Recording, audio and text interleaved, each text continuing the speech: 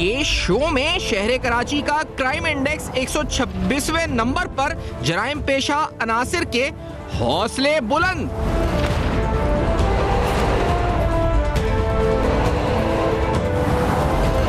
Police के कराची में डकैती और मोबाइल छीनने की वारदातों में कमी के दावे, हकीकत क्या?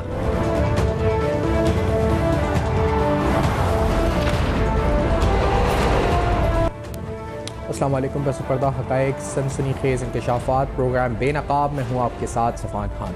नाज़रीन, शहर कराची में अमन व अमान के हवाले से निगरान हुकूमत ने कुछ दावे किए। कल एक प्रेस कॉन्फ्रेंस हुई जिसमें बताया गया, कुछ नंबर्स और फैक्ट्स दिए गए, जिसमें कहा गया कि हमने शहर कराची में अमन व अमान कायम करने के लिए कुछ इक़दाम उठाए और उन इक़दाम के नताइज आना शुरू हो गए।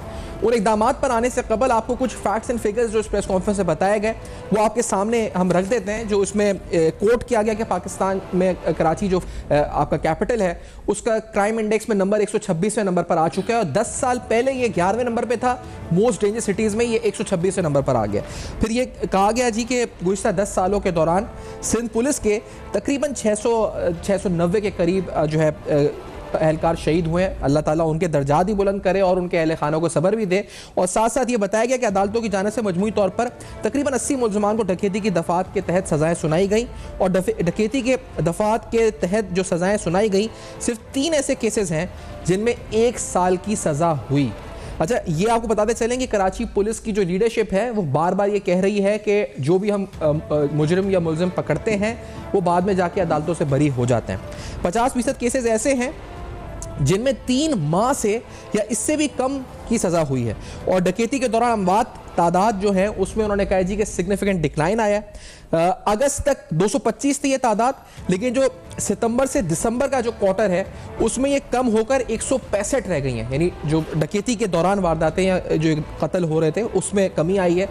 और दूसरा उन्होंने दावा ये किया कि गाड़ियों की जो छीना झपटी है उसके आदाद शुमार सितंबर में जो 6.9 थे वो तकरीबन 6.5 का एवरेज वो कहते हैं कि वो अब हो चुका है। और पुलिस ने ऐसे भी क्रिमिनल पकड़े हैं जो 30 मरतबा जेल जा चुके हैं, यानी वो बार बार जाते हैं और छूट जाते हैं और वो क्रिमिनल 30 मरतबा आसानी से जमानतें हासिल करके जेल से बाहर आ जाते हैं। 2023 में 1019 डाकुओं को जख्मी हालत में जबकि 6000 डाकुओं को रंगे हाथों गिरफ्तार किया गया। अब निगरान हुकूमत ये कह रही है कि हमने अमन व अमान कायम किया है। उन्होंने और ये भी बताया कि जो उनके इनकाउंटर्स हुए या गिरफ्तारियां हुई हैं उसमें कुछ गिरफ्तारियां ऐसी भी हुई हैं जो लोग पाकिस्तान से अफगानिस्तान या दुबई मोबाइल फ़ोन की स्मगलिंग में मुलविस थे या ऐसे लोग जो कि इंपोर्ट कर रहे थे ऐसे सॉफ्टवेयर जिसके जरिए पाकिस्तान में मौजूद मोबाइल फ़ोन्स की IMEI नंबर चेंज हो जाता है। और ये भी एक बहुत बड़ा ग्रोथ था जो शहर कराची में सरगर्म था। कुछ प्रेस कॉन्फ्रेंस के हिस्से आपको IG सिंध ने जो गुफ्तगू करी थी वो सुना देते हैं। पहले तो जो उन्होंने इक़दामात के बारे में बताया, लेट्स हियर दिस, कि उन्होंने क्या कहा कि उन्होंने क्या क्या उठाए हैं पुलिस को बेहतर करने के लिए और उनको मज़ीद सहूलियात फराहम करने के लिए। Let's hear this first. हम कर रहे हैं, जैसे ने बताया कि शाइन फोर्स आपकी थी वो एक्टिव थी। अब 200 मोटरसाइकिल्स जो थे दफ्तरों से हमने निकाले और उनकी हालत ऐसी थी, कोई तो बिल्कुल ही बेकार हो चुके थे, रिडेंडेंट होके। हमने होंडा कंपनी के साथ कंट्रैक्ट करके उनमें से 20 मोटरसाइकिल कल मैंने दे दिए हैं कराची पुलिस को। 100 इस महीने और आ जाएंगे तो आपको फिज़िकली रूट पे नज़र आएगी कि रिसोर्सेज क्या है। इसके अलावा अभी कैबिनेट में शाह साहब भी हमारी मदद कर रहे हैं कि कैबिनेट में हमने जो कराची पुलिस के लिए नई गाड़ियाँ और ये चीज़ें ले रही हैं ताकि वो भी चीज़ें आपको नज़र आना शुरू हो जाएगी। असल चीज़ ये है, ये जंग जारी रहती है, ये जंग कभी ख़त्म नहीं होती। कोई भी सोसाइटी क्राइम फ्री नहीं है। सर्टन चंद एक सोसाइटीज़ हैं दुनिया में जो क्राइम फ्री हैं। साथ साथ उन्होंने सेफ सिटी मंसूबे के हवाले से भी कुछ अहम सवालात उठाए। उन्होंने क्या इत्तलात दी इस मंसूबे के हवाले से, जो बातें की जा रही थी कि बहुत जल्द ही एक्टिव हो जाएगा। IG सिंध ने क्या गुफ्तगू करी कल प्रेस कॉन्फ्रेंस में, लेट्स गेट दिस। बात है कराची के लिए कि मेट्रोपॉलिटन शहर है, उसमें सेफ सिटी नहीं है सारा। अभी हमारे अफसरान गए थे चाइना में, शंघाई पुलिस के साथ उन्होंने किया है। वहाँ से जो कभी आए तो हम आपको बताएं कि किस तरह वो क्राइम कंट्रोल कर रहे हैं और कैसे कर रहे हैं सारा। जहाँ तक आ भी है कि इस जो नफरी के साथ आप जो है सिंध पुलिस या कराची पुलिस कंट्रोल कर सकेगी। देखिए, हमने हार तो माननी नहीं है, जो अवेलेबल रिसोर्सेज है उससे लड़ना है। ये नहीं कि जी फ़लाँ चीज़ दे दें या फ़लाँ चीज़ दे दें। हमने जो अवेलेबल रिसोर्सेज हैं उन्हीं के मुताबिक लड़ना है और पूरी कोशिश करनी है। बाकी अल्लाह जाने हमारी कोशिश में कमी नहीं आएगी। नाज़रीन, ये इन्होंने कहा कि कोशिश कर रहे हैं और ये दावा भी किया कि शहर कराची में अमन अमान तकरीबन जो ख़ास तौर पे जान लेने की वारदातें ड्यूरिंग डकैती या राजनी या मोबाइल फ़ोन छीनने के दरमियान हो रही थी, वो तकरीबन उन्होंने दावा किया कि आधी रह चुकी हैं। मोबाइल फ़ोन छीनने में भी कमी आई है। इस दावे की हकीकत क्या है, ये तो सवाल उठाएंगे। लेकिन साथ साथ आज मुत्तहिदा कौमी मूवमेंट ने भी अपना मैनिफेस्टो पेश किया। आज मुस्तफ़ा कमाल साहब जब प्रेस कॉन्फ्रेंस से बात कर रहे थे तो वो एक बार फिर कह रहे थे कि हमें अकाउंटेबल ठहराना होगा the chief minister of the province, चाहे वो बलूचिस्तान है या सिंध है। अगर हम चाहते हैं कि वाकई में हम किसी को अकाउंटेबल ठहराना चाहते हैं तो he should be held accountable. Let's say this के मुस्तफ़ा कमाल साहब ने क्या बात की थी आज प्रेस कॉन्फ्रेंस वाले पैसे वफाक से पैसों का हिसाब करें तो हजारों अरब रुपए बलूचिस्तान में बलोच वजीर आला के हाथ से खर्च हुए हैं और हजारों नहीं, पता नहीं कितने हजार, 22,000 अरब तो सिर्फ ये 15 साल की कहानी है ना। 70 सालों में कितने हजार अरब रुपए सिंध में सिंधी वजीर आला के हाथ से खर्च हुए जो वफाक से आए। लेकिन आज जब नारा लगता है महरूमी का तो ये भूल जाते हैं, फिर वो पंजाब के खिलाफ नारा लगता है, फौज के खिलाफ नारा लगता है। भाई ज्यादतियां की होंगी, लेकिन उस ज्यादती से पहले सूबा बलूचिस्तान अपने वजीर आला से अपने पैसे मिलकर उसको खर्च होने का हिसाब कर ले, और सिंध के लोग अपने वजीर आला जो कि उनका सिंधी नेटिव है, 70 सालों से हर वजीर आला सिंधी स्पीकिंग रहा है। 70 सालों से हर वजीर आला बलूचिस्तान का सिंधी बलोच स्पीकिंग रहा है। भाई उनको जितने हजार अरब रुपए मिले हैं, भाई बहुत ज्यादती हैं सिंध के साथ पंजाब ने की होंगी, वफाक ने की होंगी, बलूचिस्तान के साथ की होंगी, लेकिन जो पैसे मिले हैं हजारों अरब रुपए, उसका तो हिसाब किताब पहले वो करें ना, वो दें। नाज़रीन, फिर यहाँ पर आपको बता चलें कि लॉ एंड ऑर्डर की बात हो रही है तो मुख्तलिफ जमातों के इस हवाले से मैनिफेस्टो क्या है, वो इस मसले को हल किस तरह करना चाहती हैं। खासतौर पे वो जमातें जो कराची की अहम तरीन स्टेक होल्डर्स हैं, Jamaat Islami, MQM, peoples party और दीगर जमातें, हम सबकी राय प्रोग्राम में शामिल करेंगे। खासतौर पर लॉ एंड ऑर्डर और फिर इस तरह और दीगर मसाइल जैसे सीवरेज का मसला, पानी का मसला और शहर कराची को दरपेश संगीन तरीन मसाइल जो आवाम की जीना दुबर कर देते हैं, उनका हल इन जमातों के पास क्या, इस पर बात भी करेंगे। मैं ख्वाजा सोहेल मंसूर साहब को प्रोग्राम में इंट्रोड्यूस करूँ, पाकिस्तान पार्टी के सीनियर रज़ी साहब नायब अमीर जमात इस्लामी के, और हमारे साथ जनाब फयाज कायम खानी साहब MQM से मौजूद हैं। तीनों को खुशामदीद कहते हैं प्रोग्राम में। फयाज साहब, आपसे पहले गुफ्तगू का आगाज़ करते हुए उस दिन लॉ एंड ऑर्डर पर आपसे बात हो रही थी और आपने इंटेलिजेंस बेस्ड पुलिसिंग की बात भी की थी, उस पर भी थोड़ा एलैबोरेट कीजिएगा सर, क्योंकि हम उस वक्त बात ज़्यादा हुई नहीं थी। और दूसरा ये बताएं कि आज फिर से MQM ने मैनिफेस्टो दिया, आपने सुना मुस्तफ़ा कमाल साहब ने गुफ्तगू की और उन्होंने कहा जी कि हमें अकाउंटेबल ठहराना होगा the chief minister and the chief executive of the province. तो सर आपका इस पे ओपिनियन क्या है फैज साहब? सफ़ान, मैं बिस्मिल्लाहिर्रहमानिर्रहीम, सबसे पहले ये कहूँगा कि मैंने उस दिन भी ये बात की थी कि जब तक इंटेलिजेंस पुलिसिंग का मतलब यही है कि सेफ सिटी प्रोजेक्ट जो है आपको लाना पड़ेगा और उसमें आपके तमाम इदारे जो हैं वो इसके अंदर जो है उनको शामिल करना पड़ेगा। हमारे पास रेंजर्स मौजूद है, हमारे पास पुलिस मौजूद है, इसके अलावा और लॉ एनफोर्समेंट एजेंसीज के साथ हमारे इंटेलिजेंस इदारे हैं। देखिए, पुलिस की तादाद को बढ़ा देना या पुलिस को जगह जगह लगा देने से आपका मसला हल नहीं होगा। आज आपके पास जो क्रिमिनल्स हैं वो पुलिस से ज़्यादा टेक्नोलॉजी और पुलिस से ज़्यादा जदीद असला रखते हैं। हमें इसके लिए एक पूरी पॉलिसी बनानी पड़ेगी। देखिए, दुनिया के अंदर जो पुलिसिंग है, चाहे ट्रैफिक पुलिसिंग हो, चाहे आपकी लॉ एंड ऑर्डर के लिए पुलिस हो, वो कैमरों से हर चीज़ को मॉनिटर करती है। आपको हर डिस्ट्रिक्ट के अंदर एक बड़ा मॉनिटरिंग सेल बनाना पड़ेगा और बाकायदा वो एक साइंटिफिक तरीके का आपका होगा। आज आप दुबई की मिसाल ले लें या और पड़ोसी कंट्रीज़ की मिसालें ले लें, वहाँ हर टैक्सी के ऊपर जो है वो कैमरास नस्ब हैं, गाड़ियों पे नस्ब हैं। आपको ज़रूरी नहीं है कि आप, और फिर जाहिर है कि आपके पास अगर जब बिल्डिंग्स बन रही हैं, घर बन रहे हैं, तो आपके KDA को, KMC को भी ये निज़ाम लाना पड़ेगा कि हर घर के बाहर जो है वो CCTV हो। जब आप इतने बड़े पोजीशन पे जाएंगे तो आपके बहुत सारे मामलात हल हो जाएंगे और क्राइम भी जो बढ़ता है, जब आप एक दूसरे से डायरेक्ट इंट्रोडक्शन होता है कि सपोज अगर ट्रैफिक पुलिस वाला आपको रोकेगा और आप डायरेक्ट आपको चालान करने की बात करेगा तो जाहिर है कि वहाँ पे आपको करप्शन भी मिलेगी। सेकंड, जो MQM की एक बात है, वो मैं हमेशा कहता हूँ कि हम पाकिस्तानी हैं सब। अब इन्होंने कहा कि जी सिंधी चीफ मिनिस्टर से 22,000 अरब का हिसाब लिया जाए या बलूचिस्तान के चीफ मिनिस्टर से हिसाब लिया जाए। देखिए, बलूचिस्तान की आबादी सबको पता है कि कराची के मुकाबले में सिंध की आबादी तो छोड़ दीजिए, कराची से भी शायद कम आबादी होगी। अब ये जो इस किस्म की बातें करना और अपने मैनिफेस्टो में ये देना, नफरत की सियासत को छोड़ें और कराची की पॉजिटिव सियासत की तरफ आए या पाकिस्तान के लिए पॉजिटिव सियासत की तरफ आए, ना कि ये इल्जाम तराशी देखें। हम आपने जो बात की, क्योंकि लॉ एंड ऑर्डर की बात है ख्वाजा साहब, क्योंकि इन्होंने एमक्यूएम ने आज मैनिफेस्टो भी दिया, आप जो बात कह रहे हैं उसमें आप ये कह रहे हैं कि intelligence based policing, safety cameras, जो इन्होंने बात की सिंधी स्पीकिंग की। अच्छा, जो एमक्यूएम बार बार कहती है कि एक कम्युनिटी बेस्ड पुलिसिंग होनी चाहिए, लॉ एंड ऑर्डर की बात हो रही है, तो उन्होंने इसमें मैनिफेस्टो में लिखा हुआ है जी, formation of inter ethnic and inter sectarian and inter political parties, community based communities to regularly meet at police station and town levels to discuss and sort other issues relevant to improving law and order situation. तो People's Party क्या agree करती है इस बात पे कि community based या फिर interfaith, inter sectarian, inter political party एक कमिटीज बननी चाहिए शहर के मुख्तलिफ इलाकों में? Do you agree with this people's party? देखिए, ये जब पुलिस एक्ट 2018 बना था तो उसमें सारी यही चीज़ें थी कि उसके अंदर कम्युनिटी पुलिस होगी। उस दिन मैंने आपको CPLC का भी जिक्र किया। और लेकिन बात यह कि देखिए, पाकिस्तान में किसी की पोस्टिंग यहाँ हो या वहाँ हो, ये कोई एक हल नहीं है। हल सिर्फ इसका ये है कि एक बैठकर पॉलिसी लाई जाए और ये सिंधी, पंजाबी, पठान, बलोच का तासुब ख़त्म किया जाए।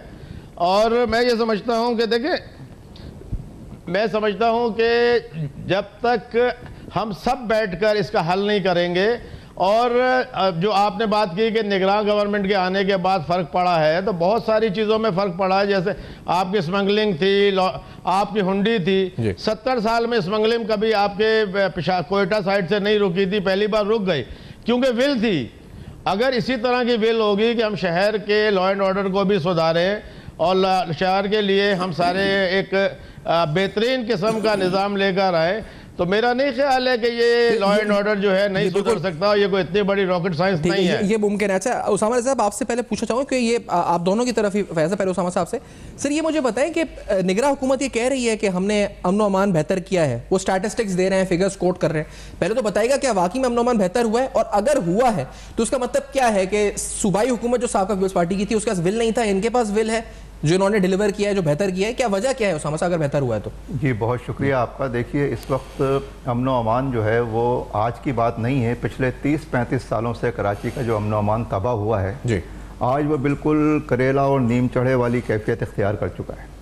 लेकिन जिन चीज़ों की आप निशानदेही कर रहे हैं, हम जिन पर बात कर रहे हैं, ये सिर्फ सिम्टम्स हैं कि इतनी चीज़ें छिन गई, आदाद शुमार ये हो गया, आदाद शुमार। अगर आप आदाद शुमार की बात करें तो पिछले साल जो मोबाइल छीनने की और डकैतियों की जो वारदातें हैं, उनमें आपने वो आदाद शुमार पढ़े होंगे कि 14% इस साल इजाफा हुआ है 2022 के मुकाबले में। इसका मतलब ये है कि ये जो जराइम हैं ये मुसलसल बढ़ रहे हैं। ये मसाइल, मतलब अगर आपको कोई मर्ज हो जाए तो आप एक तो सिम्टोमेटिक ट्रीटमेंट करेंगे, कुछ बुखार हो गया है फौरी तौर पे पैरासीटामोल खा लें ताकि बुखार तो उतरे। फिर अगर टीबी का मसला है या कैंसर का मसला है या कोई और है तो उसका ट्रीटमेंट आप करते हैं। जो असल मर्ज है उसका ट्रीटमेंट होना चाहिए। जब हम जराइम पे बात करते हैं तो जराइम की असल जड़ क्या है? जराइम की जो असल जड़ है वो ये है कि हमारे मुल्क में एक मखसूस तबका है कि जिसको इस मुल्क में सारी चीज़ें मैसर हैं। बहुत छोटा सा है, 1% से भी कम तबका है, और कानून जो है उसकी चौखट के ऊपर सजदा रेज है।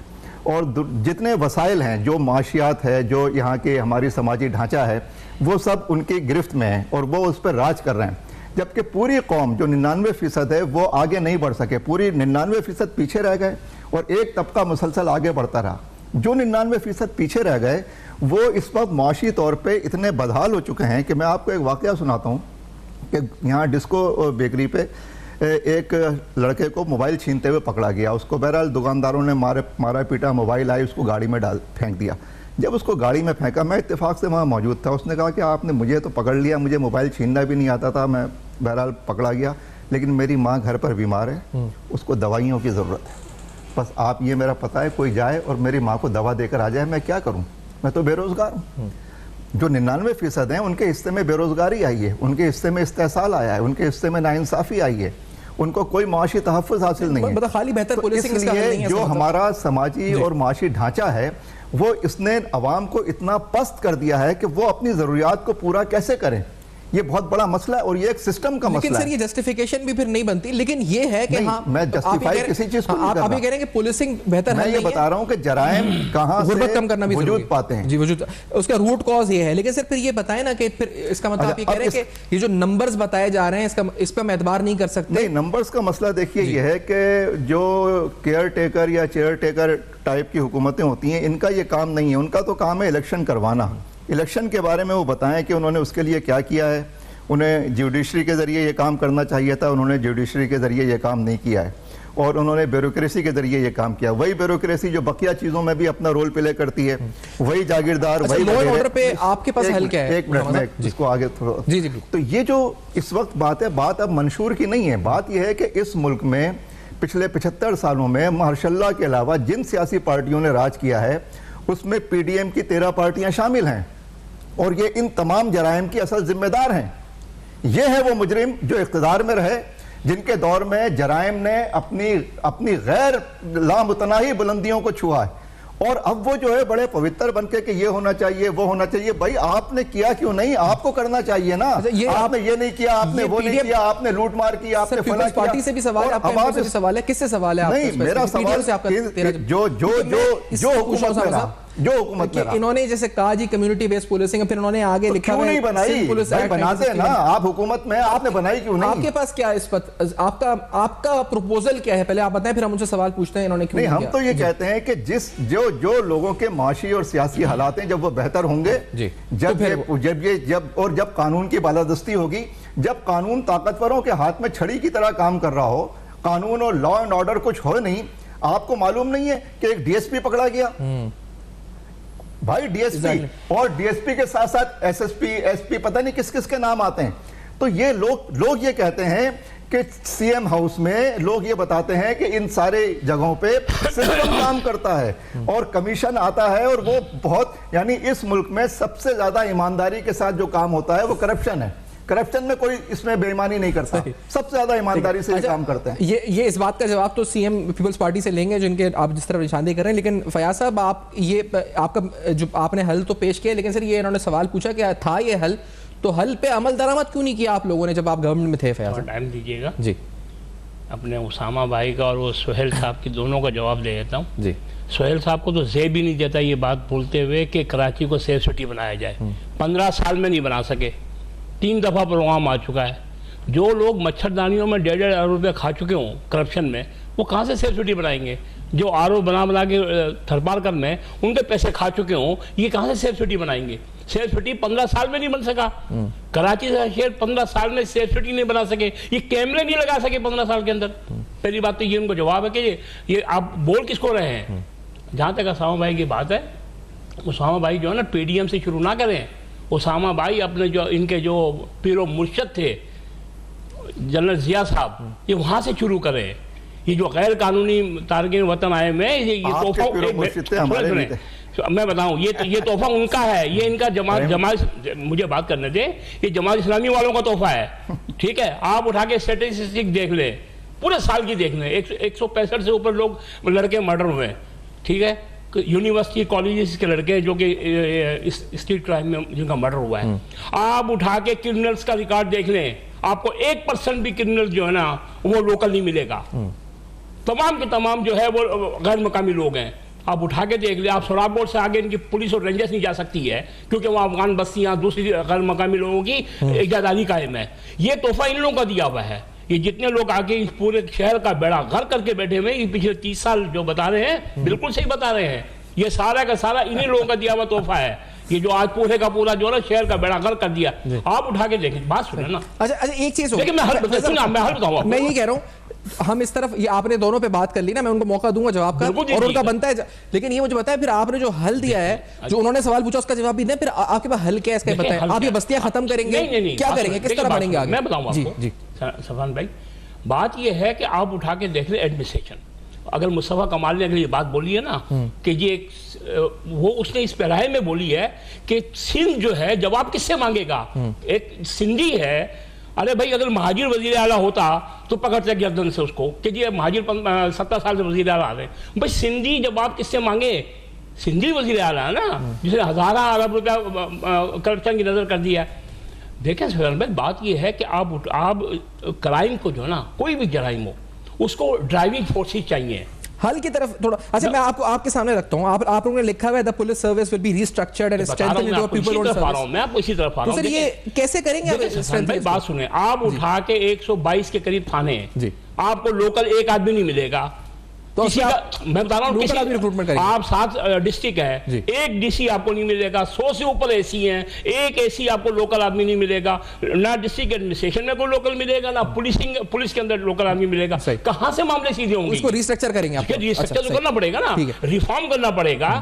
हमने ये कहा है कि आप लोकल बॉडीज के अंडर में लेके आए। आपने लिखा है दी रिवाइव्ड सिंध, हमने कहा लोकल बॉडीज के अंडर में लेके आए। Sindh police act of Karachi needs to be amended to incorporate concepts of the district police safety commission and police complaint commission. ये बात आप कर रहे हैं, लेकिन जो सवाल था कि ये आप उसका भी जवाब देते हैं ना, वो उन्होंने कहा है कि जी, आपने किया क्यों नहीं है सबको जवाब? कैसे कर सकते हैं? ये सूबाई मामला है। अच्छा, सूबाई के अंदर 15 साल से पीपल्स पार्टी कायम है, बैठी हुई है। ये तो उनके सहूलतकार बने ना पीपल्स पार्टी की पिछली गवर्नमेंट के अंदर, जो उनको वो काला बल्दियाती बिल जब लेके आए थे तो बड़े सहूलतकार तो यही थे उसके अंदर। इनकी इजारा नूरुल हक में और सीएम हाउस में इनकी मीटिंग हो रही थी। अरे भाई एक रोको तो सही, अब ये जवाब जायज बात एक मनवाओ तो सही उनसे। आप कह रहे हैं आपके इख्तियार में नहीं था इसलिए आप ये नहीं कर सकते थे। ख्वाजा सुहेल मंसूर साहब, अब 2-3 बातें जमा हुई हैं, एक आपने सुनी ली होंगी, जो एमक्यूएम ने एतराज़ात उठाए हैं, पीपल्स पार्टी ने, जमात इस्लामी ने भी कुछ सवाल उठाए हैं। सर इसका प्लीज अगर आप अपना रिस्पॉन्स दे दें इस पर प्लीज पहले। ख्वाजा साहब सर देखें, संजीदगी की ये हालत है, ये जो हमारे मेहमान आपके साथ बैठे हुए हैं, हम डिस्कस कर रहे हैं कराची के। जी सुहेल भाई, फयाज के आमखानी टर्मिनल में साथ ही थे हम। जी फयाज भाई कैसे हैं? अल्लाह का करम। मैं ये कह रहा हूँ कि अफसोस की बात ये है कि हम बैठकर इस वक्त बात कर रहे हैं कराची के लॉ एंड ऑर्डर सिचुएशन की या पाकिस्तान के लॉ एंड ऑर्डर सिचुएशन की, और ये सियासी पार्टी के जो मेरे भाई बैठे हुए हैं वो इसको डाइवर्ट कर रहे हैं दोबारा पॉलिटिकल साइड के ऊपर। आज तक ये जो मामलात असम्बलियों में तय नहीं हुए, उसकी वजह यही है कि टॉपिक हम लेके चलते थे लॉ एंड ऑर्डर का, ये चल पड़ते थे पानी, बिजली और फलां और ढिमका के ऊपर। देखें, हमें सीरियसली बैठ के एक जगह के ऊपर जिस चीज़ में डिस्कस हो रही है उसके दायरे कार में रहना चाहिए।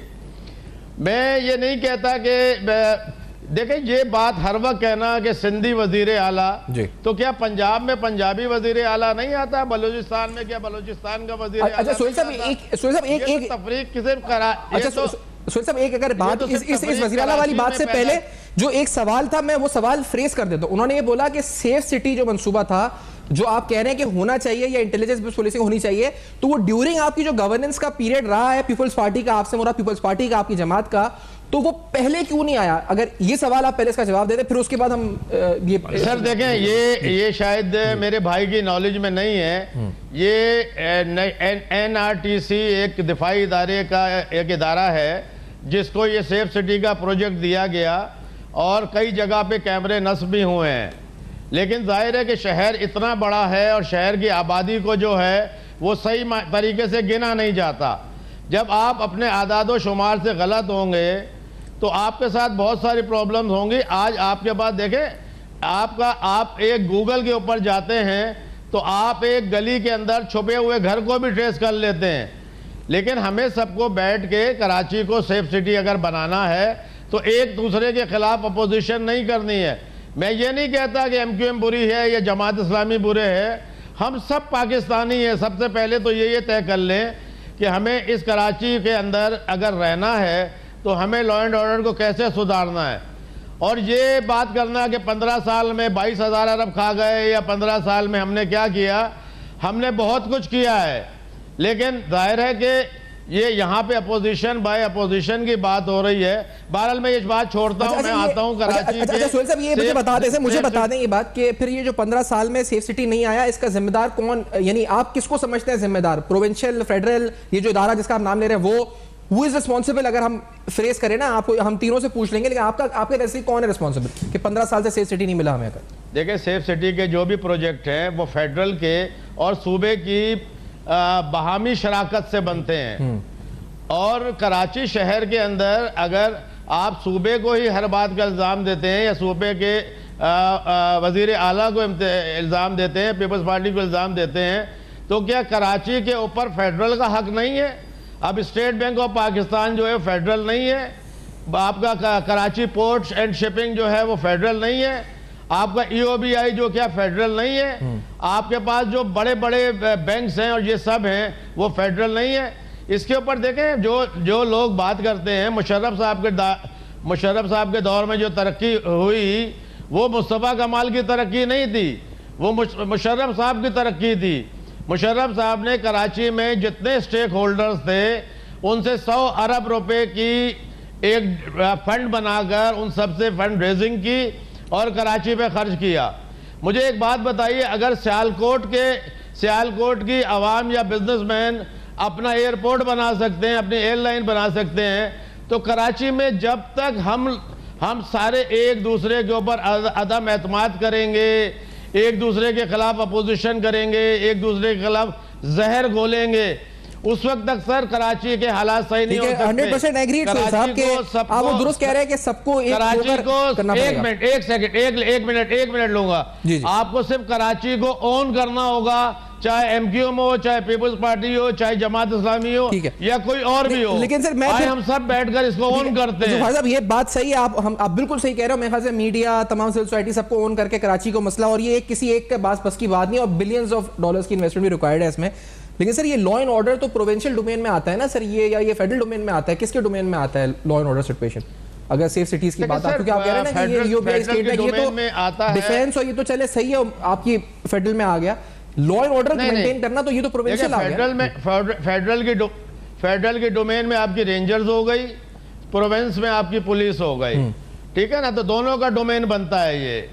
और इसके अलावा जो इंटेलिजेंस के इदारे हैं ये भी इदारे फेडरल की डोमेन में आते हैं। लेकिन सर सवाल ये नहीं है सूबा या कोई, हम पाकिस्तानी हैं और पाकिस्तान जो है कराची का एक आपका बिजनेस हब है जो पूरे मुल्क को कमा के दे रहा है, पूरे मुल्क को चला रहा है।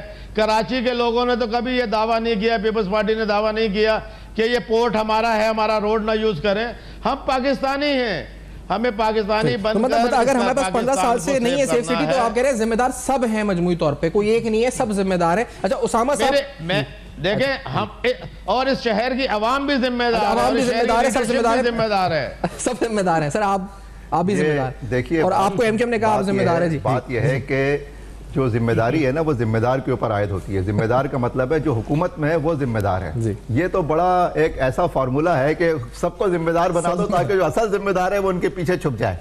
अब मसला ये है कि इस मुल्क में अभी ये बात माशाल्लाह सिंधी और पंजाबी बहुत अच्छी तरह याद आ जाता है, मैं जागीरदार याद नहीं आता कि भाई यहाँ हमेशा जागीरदारों का राज रहा है, यहाँ वडेरा शाही का राज रहा है। कराची वाले इन जागीरदारों और इन वडेरों के खिलाफ हैं। वो यहाँ पर वोट MQM को डालते थे, असेंबली में जाके वही वोट जागीरदारों को पड़ जाता है। यही 88 में हुआ, यही 90 में हुआ, यही 93 में हुआ, यही 87 में हुआ, यही उसके बाद 2002 में हुआ। ये मुस्तकिल होता चला आ रहा है। कराची वाले वडेरों और लुटेरों का जो प्लेटफॉर्म है, इन मिस्टर 10% से लेकर मिस्टर 90% का जो प्लेटफॉर्म है, कानून जिनकी चौखट के ऊपर सजदा करता है, वो सारा जो है वो ताकतवरों के हाथ में है इनके। और ये कह रहे हैं कि नहीं जिम्मेदारों को जिम्मेदार नहीं कहो, और वो खुद पार्टियों को जिम्मेदार बना रहे हैं। भाई पार्टी कैसे जिम्मेदार हो गई? ये हुकूमत जिम्मेदार है। जिन लोगों ने यहां पर सन ज़ियाउल हक के जमाने से लेकर और आज तक जो यहां पर राज करते रहे, शरीके कार रहे, और जो पिछले अरसे में PDM के टोकरी में 13 अंडों की शक्ल में एक साथ जमा रहे, आज भी उसी का तसलसल है। ये सब नाजायज हुकूमतें हैं, गैर आईनी हुकूमतें हैं। यहां पर जायज इंतखाबात के जरिए कानून की बालादस्ती कायम नहीं की जा रही। यहां इख्तिदार और हाकिमियत आला अवाम को मुंतकिल नहीं की गई, और यहां पर कानून ताकतवरों के हाथ में मोम है। लिहाजा उनकी जितनी कठपुतलियां हैं ये सब उस जिम्मेदारी में जरूर शामिल हैं जिन्होंने इस हुकूमत के साथ शेयरिंग की है। उसामा साहब मुझे बता देना, अभी हम क्योंकि हम स्टेप बाय स्टेप चल रहे, सेफ सिटी का वो कह रहे हैं सब जिम्मेदार हैं, आप किसको जिम्मेदार, आप 13 जमातों को समझते हैं, पीपल्स पार्टी को समझते हैं, किसको समझते हैं? सेफ सिटी नहीं मिला हमें अभी। पॉलिटिकल और गवर्नमेंट के फ्रंट पे ये 13 पार्टियां हैं जो पिछले ये सब 2 साल से इख्तिदार नहीं, सब नहीं, 2 साल से इख्तिदार में है ना, ये जिम्मेदार, और ये आज भी तसलसल है, ये सब साथ हैं। ये तो एक तनाजुर पैदा किया जा रहा है जैसे ये अलग अलग हैं। भाई ये अलग अलग नहीं है, ये ऑप्टिक्स जनरेट की जा रही है कवाकिब कुछ नजर आते हैं कुछ, और ये सूरत हाल ये है, और हर चीज 2 नंबर, हर चीज जाली। मैं एमकेएम के ऊपर बात कर रहा था, बुरा इनको लग रहा है, भाई आप तो एमकेएम है ही नहीं, एमकेएम तो कोई और है। आप मानते हैं अल्ताफ हुसैन को, आप कह दें, अभी कहें कि मैं मानता हूं अल्ताफ हुसैन को, आप एमकेएम हो जाएंगे, लेकिन आप नहीं कहेंगे तो आप एमकेएम कैसे हो गए? मतलब यह कि सरे आईना मेरा अक्स है, पसे आईना कोई और है, और आप कह दें कि मैं, अबे भाई नहीं तो ये एमकेएम आंखों में बच्चा जानता है, कराची वाले इनको अच्छी तरह पहचानते हैं।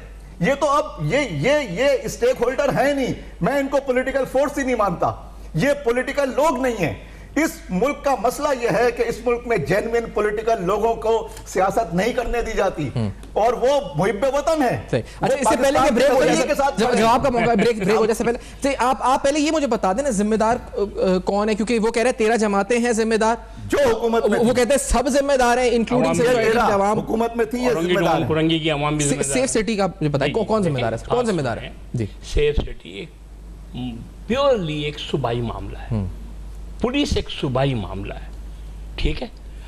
ये अब खाम मैं अभी बैंक, नेशनल बैंक और पता नहीं कौन कौन से बैंक निकाले सोहेल भाई ने।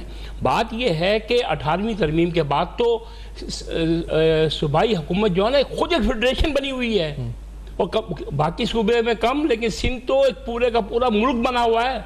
सिर्फ 3 चीज़ें नहीं हैं, एक करेंसी नहीं है, एक दिफा नहीं है, और एक खारजा नहीं है, बाकी सारे इख्तियारात सिंध गवर्नमेंट के पास से। 15 साल से कैमरे नहीं लगा सके, 15 साल से कैमरे लगाना है ना, इंसान अपने घर में एक दिन में कैमरे लगा लेगा, अब क्या आवाम अपने घरों के आगे खुद कैमरे लगाए?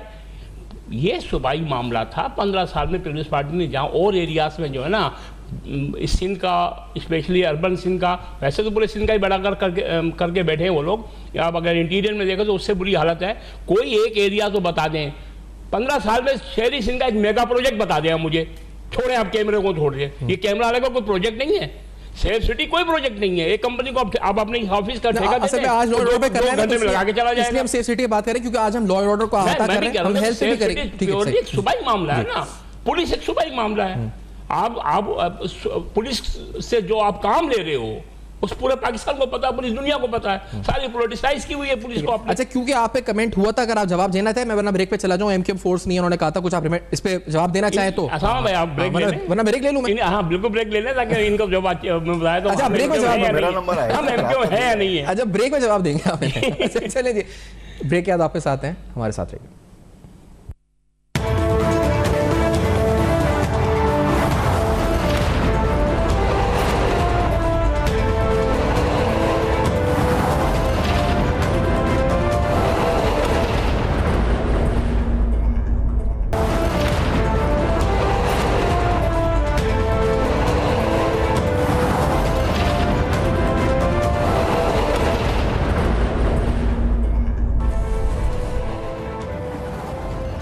Welcome back. आप देख रहे हैं बेनकाब, और बेनकाब में आज शहर के अमन अमान, कराची शहर के अमन अमान पर बात हो रही है। मुख्तलिफ जमातों का इस वक्त क्या मंशूर या उनके नज़दीक हल क्या है, या उनके नज़दीक वो जिम्मेदार किसे समझते हैं। हमने सेफ सिटी कैमरा पे कॉम्प्रिहेंसिवली बात की है कि आखिरकार कौन जिम्मेदार है कि अगर हमें 15 साल में मुयसर नहीं हुआ, और मुस्तकबिल में इन जमातों का इस बारे में मौक़िफ़ क्या है। साथ साथ दूसरा अहम तरीन मसला जो पुलिस जो लीडरशिप है इस वक्त वो बार बार जो रेस कर रही है, वो प्रोसिक्यूशन का मसला है, वो जुडिशरी में इस वक्त ख़ास तौर पर जो लोग गिरफ्तार हो रहे हैं उनकी ज़मानतों का मसला है।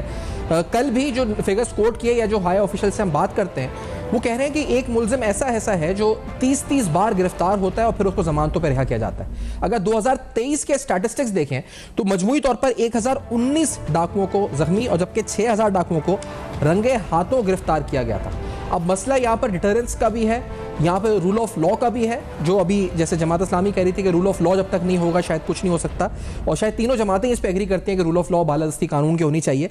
लेकिन बात यह है कि डकैती की दफात के तहत सजाएं सिर्फ 3 ऐसे केसेस हैं जिनमें 1 साल की सजा हुई, 50% केसेस ऐसे हैं जिनमें 3 माह या इससे कम 1 माह की सजा हुई। और इसी तरह मजमूई तौर पर तकरीबन 80 मुल्ज़िमान को डकैती के दफात के तहत सजा सुनाई गई है। अब गिरफ्तार बहुत हो रहे हैं, सजाएं कम को सुनाई जा रही हैं, उनका जो मैग्नीट्यूड या सिविरिटी है वो भी इंतहाई कम है।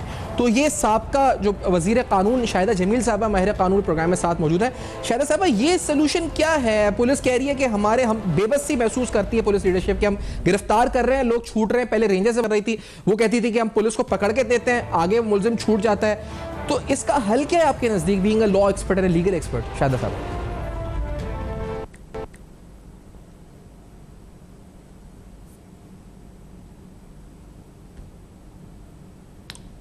जी। शाहिदा साहब की आवाज कट गई तो जी। शाहिदा साहब, आप तक मेरी आवाज आ रही है कि ये जो लोग गिरफ्तार होकर छूट जाते हैं, जमानत पर रिहा हो जाते हैं, पुलिस कह रही है it is a very big issue. तो आखिरी अल्फाज आपके जी, तो आपके नजदीक इसका हल क्या है, सोल्यूशन क्या है इस मसले का? इनके छुट्टे सबसे पहले तो ये चीज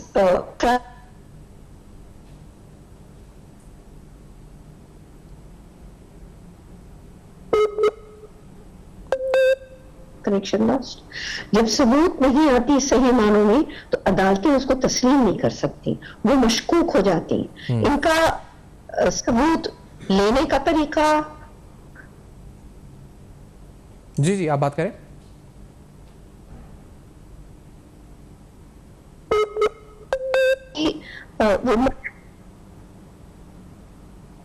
अदालत में वो मशकूक हो जाते हैं। जब मशकूक हो जाते हैं तो फिर इनएडमिसिबल इन एविडेंस।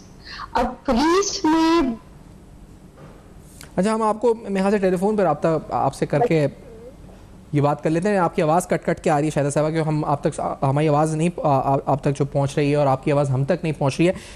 मैं आप तीनों मेहमानों से पूछ रहा हूँ। सुहेल साहब, आप इस मसले पे कुछ, आप सुहेल साहब पहले कुछ कहना चाहेंगे, फिर मैं और दीगर मौजूदीन पैनल से भी हम पूछते हैं। सुहेल साहब देखिए, एक्चुअली हमारे पास जो है वो जुडिशरी का, देखें जुडिशरी ने जो भी करना है वो सबूत की बुनियाद पर करना है, क्योंकि उन्होंने एक जो लॉ है उसके बाईपास वो नहीं कर सकते। लेकिन हमारे मसला ये है क्योंकि हमारे पास क्या सुहेल साहब की भी आवाज, कोई शहरी जो है वो जाके गवाही नहीं देता, ना वो FIR कटवाता है, क्योंकि पुलिसिंग के निजाम में जाहिर है कि कहीं ना कहीं खला है।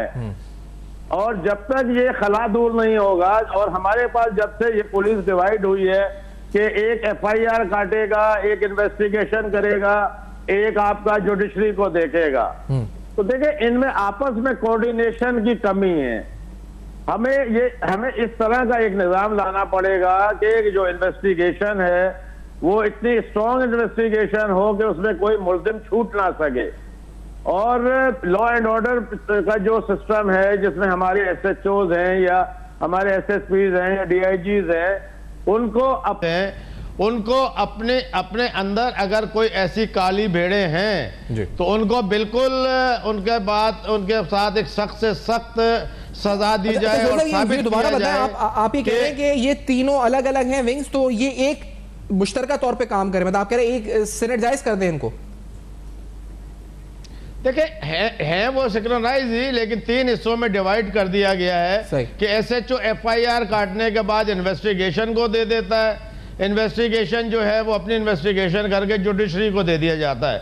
तो मेरा कहने का मतलब है कि आपस में इनका कोई ऐसा स्ट्रॉन्ग कोऑर्डिनेशन होना चाहिए ताकि जिस वक्त अदालत में जाके मुल्जिम को पेश किया जाए तो अदालत वहाँ पर कमज़ोर ना हो। क्योंकि देखें, एक मुजरिम जो है, एक वो बहुत महंगा वकील भी कर सकता है, लेकिन जो एक वह मुद्दई है, जो शिकायत कुंदा है या जिसके घर में मर्डर होता है, वो पहले ही खौफ के उस आलम में होता है कि वो किसी के खिलाफ गवाही देने का सोच भी नहीं सकता।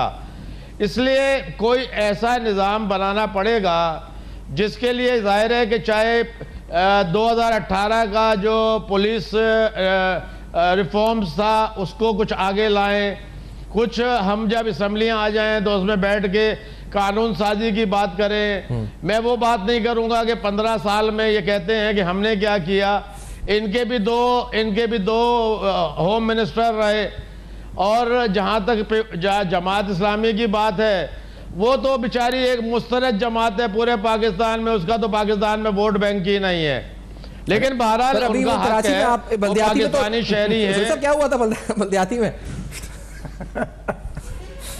बल्दियाती में उसकी वजह यह है कि एमक्यूएम ने क्योंकि खौफ से बायकाट कर दिया और पीटीआई आउट हो चुकी थी, तो उसकी वजह से अब जाहिर है कि जिसको मौका मिलेगा, अब इनका एक मुट्ठी भर वोटर जो है वो निकल आया, बाकी किसी का वोटर निकला नहीं। भारत में सियासत की बात। अच्छा, अभी वो ये थ्योरी थी कि अल्ताफ हुसैन साहब वाली थी, एक आप एमकेएम थ्योरी देती है कि अल्ताफ लंदन और पीपल्स पार्टी मिले हुए, आप कह रहे हैं कि क्योंकि बाइक, तो बड़े अजीब थ्योरी। आप कुछ कहना चाह रहे हैं यहाँ से? उसामा अजीज साहब कुछ कहना चाह रहे हैं? जी उसामा साहब आप कुछ कहना चाह रहे हैं? जी जी जी देखिए, बात यह है कि मैं पहले भी ये कह रहा हूँ, इस वक्त हम जो गुफ्तगू कर रहे हैं ना, वो आम आदमियों के जराइम पे हम गुफ्तगू शुरू कर देते हैं कि वो ये कर रहा है, नौजवान ये कर रहा है, फलां ये कर रहा है। भाई, मैं जो बात आपसे मुसलसल कह रहा हूँ वो ये है कि पड़नाला हमेशा ऊपर से नीचे गिरता है। ये जो बालाई सतह पे क्रिमिनल्स हैं, जब उन क्रिमिनल्स को मुल्क का इख्तिदार दे दिया जाएगा, जब वो मशहूर ज़माना क्रिमिनल्स जो हैं वो फला मनासिब के ऊपर बैठ जाएंगे और कानून जो है वो उन तक नहीं पहुंच सकता। आप वोट बैंक पे कह रहे थे ना सर, वो कह रहे थे कि आपका कोई वो आपने सुना ना, वो उस पे मैं चाह रहा था जवाब जी आपका। वोट देखिए, पीपल्स पार्टी बुनियादी तौर पे जमहूरियत दुश्मन और अवाम दुश्मन पार्टी है। पहले इस पे बड़े दबीज पर्दे पड़े हुए थे, वो कह रहे हैं मुस्तरद पार्टी है, आप कह रहे उठ गए हैं। और मुस्तरद होने की सूरत हाल ये है कि जो आखिरी बल्दियाती इलेक्शन हुए हैं उसमें 9 लाख वोट लेने वाला इस जमहूरियत में हार गया और 3 लाख लेने वाला वो दूसरे के ऊपर फप्ती कस रहा है कि वो उनको जो है कोई पूछता नहीं है। पीपल्स पार्टी पंजाब में कितनी सीटें हैं, माफ कीजिएगा, केपी में कितनी सीटें हैं, बलूचिस्तान में कितनी सीटें हैं, सिंध के शहरी इलाकों में कितनी सीटें हैं। अरे यार, पीपल्स पार्टी सिर्फ देही अवाम को कि गर्दन पे वडेरों और जागीरदारों के जरिए पांव रखकर जबरदस्ती जमहूरियत पर कब्जा करके, नाजायज कब्जा करके, ये कब्जा ग्रुप है, कब्जा माफिया है जो असेंबली में पहुंचती है और बिला मुकाबला मुंतखब होकर कहते हैं कि हम तो जीत गए। हम इसका जवाब ले, फिर आपका मुझे उनको शाहिदा साहबा को एक, क्योंकि वो वेट करिए, शाहिदा साहबा प्लीज ये मुझे थोड़ा टेक्निकली और लीगली समझा दें। आपने उस वक्त आवाज कट रही थी, आपने कहा था एविडेंस वीक होता है जिस वजह से क्रिमिनल्स निकल जाते हैं। ये मुझे बताया कि एक शख्स अगर 30 बार गिरफ्तार होता है, 30 बार मौजूद अदालत में जाता है और 30 बार जमानत पर रिहा हो जाता है, तो ये केस कैसे स्ट्रॉन्ग बना सकती है? क्या पुलिस की नाअहली है, ये पुलिस के प्रोसिक्यूशन विंग की नाअहली है? ये कहां पर लकूनात, कहां पर ये इस चेन में वीकनेस है शाहिदा साहबा? हमारे यहाँ जो इन्वेस्टिगेशन का प्रोसेस है जी, पहले 1934 के रूल्स के तहत बड़ा सख्त था जी। उसके बाद उसको हम सही मानों में एक दौर आया, इन्होंने सोचा कि 1934 के रूल जो है बेकार है, फरसूदा है, और नतीजा यह है पीछे हटते गए अपनी अपनी इनोवेशन की।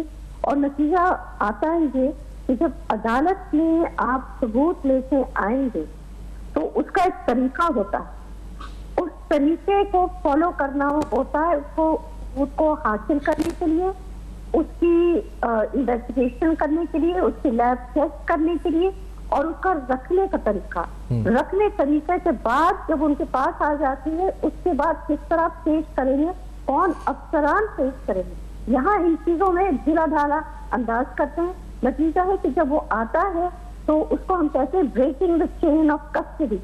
ब्रेकिंग जब चेन ऑफ कस्टडी होती है तो उसके इनएडमिसिबल एविडेंस हो जाता है। फिर उसमें ये होता है कि अदालत उसको पूरी सकती क्योंकि उसमें वो मशकूक हो जाता है और हमेशा उसका बेनिफिट, उसका फायदा जाता है मुल्जिम को। ये चीजें जो है हमारी पुलिस बाज़ दफा नाअहली की वजह से और बाज़ दफा दीदादानिस्ता उसको खराब करके पेश की जाती है। तो फिर पुलिस में शाहिदा साहब क्या रिफॉर्म्स होने चाहिए? अभी जैसे पीपल्स पार्टी के जो रहनुमा सीनियर सियासतदान है ख्वाजा सोहेल साहब, वो कह रहे हैं कि हमें ये जो तीनों विंग्स हैं ये अलग करने से मसला हुआ है, तो इसको इनका कोऑर्डिनेशन बेहतर करने की जरूरत है। आपके नजदीक लीगल एक्सपर्ट क्या सोल्यूशन है इसका? सही कह रहे हैं, कोऑर्डिनेशन हमारी जितने हमारे नए कवानीन आए हैं उन सब ने कोऑर्डिनेशन के छोटे छोटे रियासतें बना दी हैं कानून के अंदर इन डिपार्टमेंट्स की। नतीजा ये इनकी कोऑर्डिनेशन कमजोर है, आपस में इनकी बात नहीं होती। नतीजा उस पूरी स्ट्रक्चर जो है कोऑर्डिनेशन के बगैर कामयाब हो ही नहीं सकती।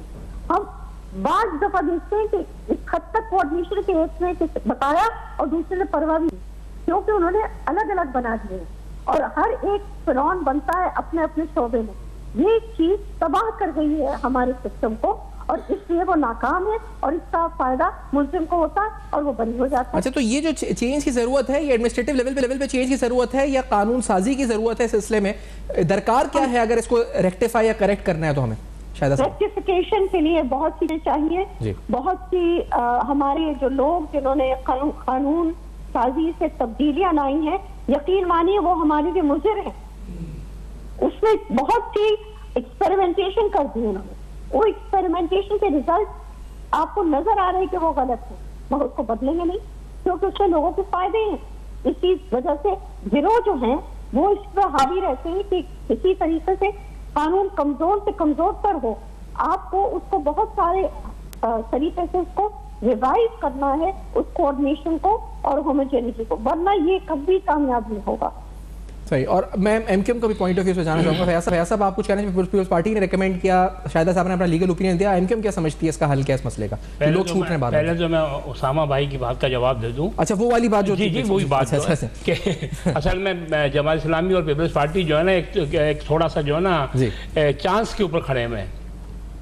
भाई बात ये है कि एमक्यूएम पूरी दुनिया में एक ही है, एमक्यूएम पाकिस्तान वो हम है, ठीक है। और जो पब्लिक कैसे सुने 2018 के अंदर ये बाइकाट का ड्रामा खड़ा हुआ था या नहीं हुआ था? क्या हुआ?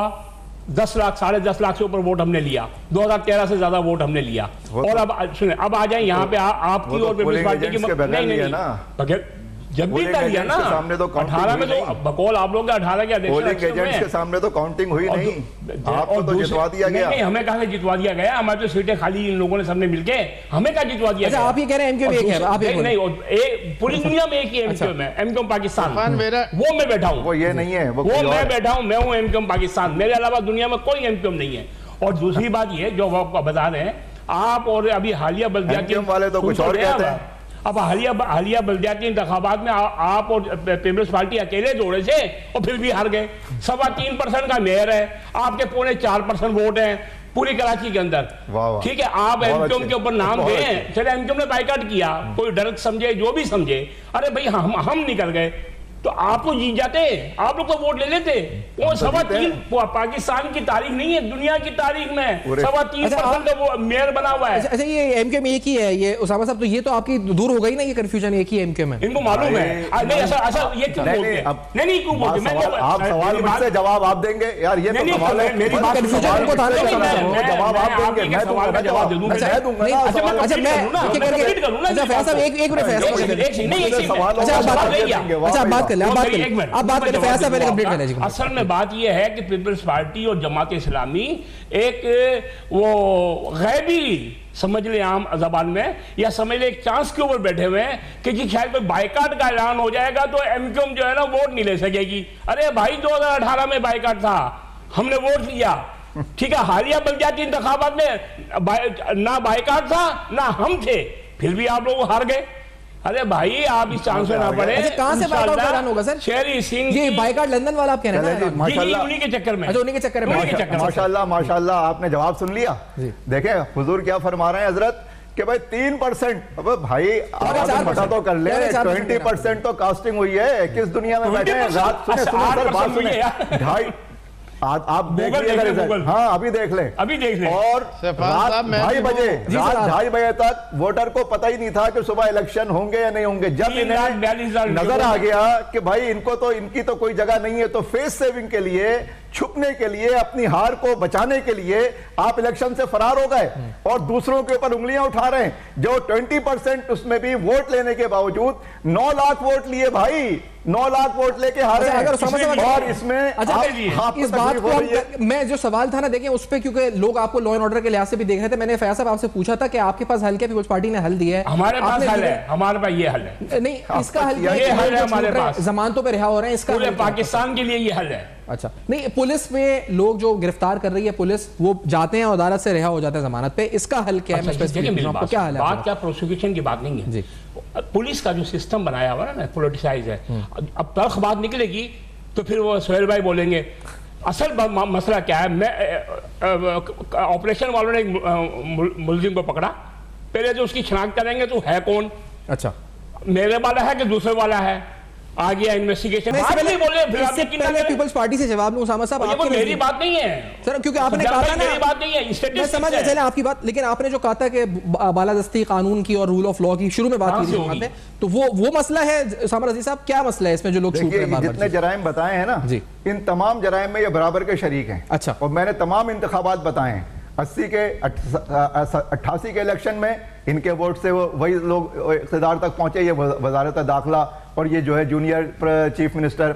90 में यही पार्टनर थे, भाई भाई बने हुए थे, 93 में यही हुआ, 87 में यही हुआ, 2000 में, 2002 में, फिर उसके बाद भाई आप तो शरीक जुर्म हैं, शरीक जुर्म हैं, शरीक उनके तमाम हुकूमत में पार्टनर हैं, आप जूनियर आपने इस पूरे सिस्टम को, कराची की जो शहरी तबाही हुई है उसकी जिम्मेदार 3 बड़ी पार्टियां हैं, पीपल्स पार्टी, MQM और मुस्लिम लीग नून, और इनके जितने हवारी हैं। ये इस वक्त पाकिस्तान में जो इसका सबसे बड़ा शहर है, इसकी तबाही और बर्बादी के सबसे बड़े जिम्मेदार। 13 से 3 पे आ गए हैं सर अब आप। 13 पार्टियां जूनियर पार्टनर है इनकी। अच्छा, जूनियर पार्टनर। अच्छा ख्वाजा साहब, ये सर फरमाएं आपके, क्योंकि आपने बात की थी इस पर हल की, और फिर आप शाहिदा साहब ने बात भी की, हमारे जो भाई हैं फयाज साहब MQM के, उन्होंने बड़े संगीन इल्जाम लगाए कि वजह यह है कि आपने सुन ली वो बात, क्या मैं रिपीट करूं, लेकिन आप उस पर कुछ कहना चाहेंगे प्लीज, क्योंकि आपकी पार्टी पे डायरेक्ट ये। सैफान भाई अब मुझे आपने थोड़ा टाइम देना है, क्योंकि बहुत टाइम आपने इन दोनों को दिया है, तो और इनको मैं अपने भाइयों से ये कहूंगा कि तहम्मुल से सुने। मैं तो ये हैरान हो रहा हूँ कि एक MQM और जमात इस्लामी जो है एक बहुत ज़्यादा तहजीब के दायरे में रह के बात करने वाले हैं और यहाँ आपस में लड़ रहे हैं, बड़ी अफसोस की बात है। देखिए कराची में जो क्राइम का रेशो बढ़ा, जब आपने बच्चों से किताबें छीन ली और उनके हाथ में हथियार दे दिया, और उसकी एक ज़िंदा मिसाल है जो ये कहते हैं कि कराची शहर में 350 लोग एक फैक्ट्री में जला दिए गए और आज तक उसका फैसला इन्वेस्टिगेशन ना हो सकी, जबकि इन्हीं के 2 सेक्टर इंचार्ज जो हैं MQM के, उनको शायद सजाए मौत या उम्र कैद हुई। अब देखें, अगर ये कहते हैं कि पुलिस ये कहेगी कि ये उनकी है या इनकी है, तो ये अपने घर में देखें और अपने घर में झांक के देखें। जिस ज़माने में इनके ऊपर ऑपरेशन हो रहा, ये ऑपरेशन कहते हैं, लेकिन क्रिमिनल्स के ऊपर जब ऑपरेशन हो रहा था, इन्होंने चुन चुन के कराची में जो SHOs थे उनको कत्ल कर दिया। तो देखें, यहाँ पे लॉ एंड ऑर्डर की सिचुएशन जब तक बेहतर नहीं हो सकती, जब तक जो मुल्ज़िमान और जो सामने बड़े मुल्ज़िमान मौजूद हैं उनके खिलाफ ऑपरेशन नहीं होगा। अब आप जिस केस में आपके पास बल्दिया फैक्ट्री जलाने के केस,